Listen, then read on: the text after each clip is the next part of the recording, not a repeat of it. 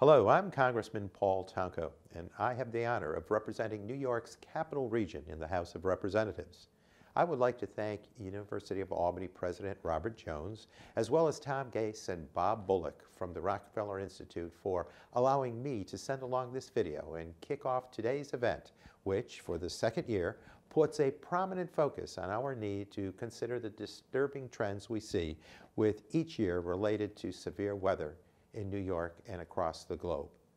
I thank all of you for joining across the state at University of Albany, Stony Brook, New Paltz, Plattsburgh, Potsdam, SUNY ESF, and Oswego to focus on this important issue that affects our infrastructure, our wallets, our public health, and our lives across a wider spectrum with each day.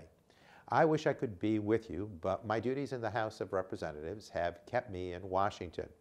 Last year, at about this time, we gathered here at the University at Albany for the inaugural program entitled Facing the Storm: Severe Weather Challenges Confronting New York State in the 21st Century. With the impact of severe weather these past several years in particular, it was encouraging to see a capacity crowd of several hundred gathered in the first year of the program. The discussion of how we might use forecasting tools and explore best practices to foster greater cooperation between government and emergency management communities is so valuable as we look to advance our disaster response and mitigation efforts. But programs like these are not enough if they are only offered once. And that's why I am so glad to know you have all gathered again, this time in greater numbers and more locations statewide. One of the most critical programs to come out of last year's meeting was the commitment by the University at Albany and its Department of Atmospheric and Environmental Sciences, the Rockefeller Institute, the National Oceanic and Atmospheric Administration, and the New York State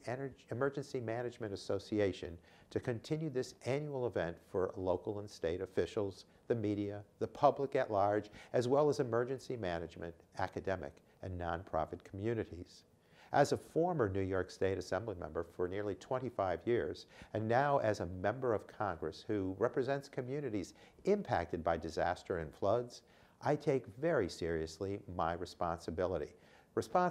to advance the use of data and technology that will better equip us to mitigate the high toll of severe weather, to make the case that it is well past time to combat the negative effects climate change has on our planet, and to step up our efforts on a national level to provide assistance and coordination to local communities and first responders for the next storm of the century. New Yorkers have a resilient spirit, but we shouldn't have to rely on that resiliency when the problems we are facing today are completely avoidable through a serious and sustained investment in our environment and new technologies. We must start now because an endless cycle of adapting to a changing climate instead of working to prevent that change is not a tradition I want to hand down to the next generation of leaders. We can bury our head in the sand when it comes to climate change, but when severe weather washes that sand away, we'll see that time has passed where we could have done something to prevent it. The longer we let a small but vocal group of these climate deniers dictate our energy policy, the longer we are delaying a solution to our problems.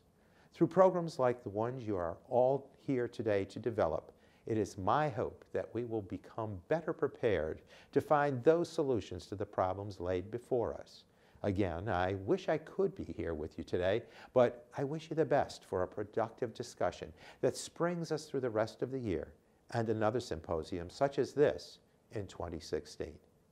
Thank you.